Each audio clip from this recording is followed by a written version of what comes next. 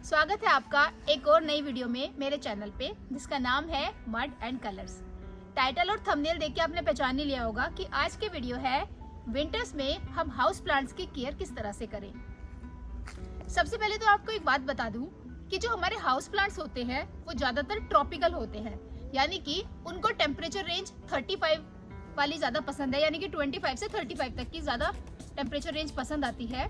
साथ ही इनको humidity high पसंद आती है, क्योंकि विंटर्स में टेम्परेचर 10 डिग्री तक पहुंच जाता है और दिल्ली के आसपास तो ये टेम्परेचर 0 भी टच कर जाता है। तो ऐसे में हम ना तो ऑप्टिमल टेम्परेचर इंश्योर कर पाते हैं और ह्यूमिडिटी भी एटमॉस्फेयर में काफी लो होती है। ऐसे में जबकि एटमॉस्फेरिक कंडीशन इतनी अनफेवरेबल है, टेम्परेचर बहुत कम है और ह्यूमिडिटी भी बिल्कुल कम है, तो ऐसे में हम अपने पौधों को किस तरह से बचा के रखें ताकि वो साल दर साल हमारे साथ बने रहे।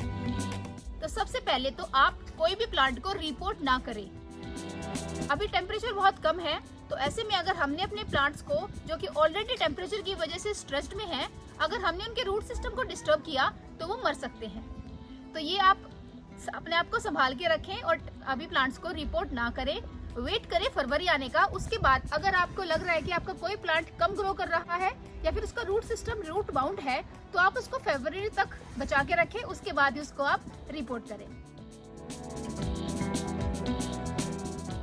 दूसरा, अगर हम सर्दियों के फूल और सब्जियों को छोड़ दें तो बाकी प्लांट्स जो कि हमारे इंडोर प्लांट्स हैं उनमें ग्रोथ थोड़ी कम होती है, यानी कि इनका डोरमेंसी का पीरियड है, वो एक्टिवली ग्रो नहीं करते। ऐसे में आप अपने प्लांट्स को फर्टिलाइज ना करें। अगर हम उसके डोरमेंसी पीरियड में पौधे को खाद देंगे तो वो पौधे के लिए नुकसानदायक हो सकती है। इसलिए आप इंश्योर करें कि आप फरवरी के फर्स्ट वीक तक अपने इंडोर प्लांट्स को फर्टिलाइज ना करें। नंबर 3, जब टेम्परेचर कम होता है तो जो पौधों के वाइटल फंक्शंस होते हैं, जैसे कि ट्रांसपायरेशन, जैसे कि फोटोसिंथेसिस, इनकी रेट कम होती है नेचुरली, क्योंकि टेम्परेचर कम है इसलिए पौधा फोटोसिंथेसिस की रेट भी कम करता है और जो पौधे की पत्तियों की सरफेस से पानी का एवापोरेशन होता है वो भी कम होता है।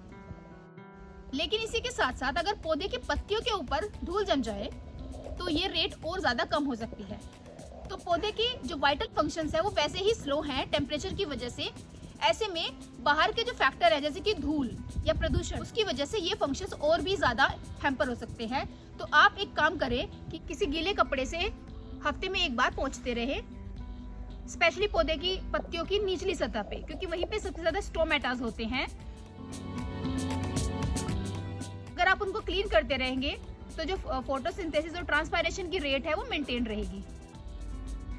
जरूरी नहीं है कि आप किसी गीले कपड़े से ही उनको बार बार पोंछें, क्योंकि वो बहुत कम्बरसम होता है। अगर आपके पास बहुत ज्यादा प्लांट्स हैं तो आप कोई होस पाइप ले सकते हैं या फिर स्प्रे बोतल ले सकते हैं। उसकी सहायता से भी आप अपने पौधे की सभी पत्तियों को धो दें ताकि पौधे की पत्तियों के ऊपर जो मिट्टी जमा हुई है वो हट सके। नंबर 4, हमें पौधे में पानी की फ्रीक्वेंसी का ध्यान रखना है, क्योंकि टेम्परेचर कम है तो पानी का इवेपोरेशन की रेट भी कम है, तो पौधे को पानी की रिक्वायरमेंट भी कम होगी। इसलिए जहां आप अपने इंडोर प्लांट्स को 3-4 दिन के बाद पानी दे रहे थे, अब हो सकता है कि वो रेट 8 या 9 दिन में एक बार हो जाए। आप हमेशा चेक करके दें। अगर आप अपने पौधे की मिट्टी के चेक करेंगे और उसमें उंगली पोक करके देखेंगे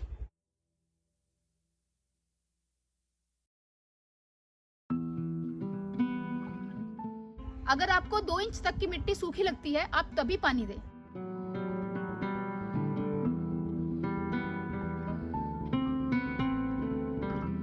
तापमान कम होने की स्थिति में अगर आप फिर भी बार बार पानी देंगे, जैसे कि आप गर्मियों में दे रहे थे, तो ऐसी स्थिति में आपका पौधा मर सकता है। पानी की फ्रीक्वेंसी के लिए आप अपना हाथ थोड़ा टाइट रखें और पौधे को कम पानी दें। 5वां, अगर आपके कोई प्लांट जैसे कि तुलसी का प्लांट या फिर करी पत्ता छत पे रखा हुआ है जहाँ पे पाला पड़ सकता है, ऐसी स्थिति में आप अपने उन पौधों को, जो कि आपके ट्रॉपिकल प्लांट्स है और छत पे अच्छा चल रहे थे, ऐसी स्थिति में जबकि टेम्परेचर बहुत कम होने वाला है, आप अपने उन प्लांट्स को शेड में रख दीजिए जहाँ पे उसको डायरेक्ट पाला ना पड़े। पाले की स्थिति में ये पौधे खराब हो सकते हैं, तो आप इनको छत से बैल्कनी में रख दीजिए जहाँ पे उसके ऊपर डायरेक्ट ठंडी हवाएं ना पड़े और पाला ना पड़े या फिर कोहरा ना पड़े। So guys, that's all about today's video. I hope आपको मेरी वीडियो पसंद आई होगी। प्लीज लाइक, कमेंट, शेयर जरूर करें। और अगर आपकी कोई और क्वेरीज है, कोई और क्वेश्चन है स्पेसिफिक इस टॉपिक से रिलेटेड, तो आप मुझे कमेंट सेक्शन में भी कमेंट करके पूछ सकते हैं। Thank you so much for watching. Bye bye, take care and happy gardening.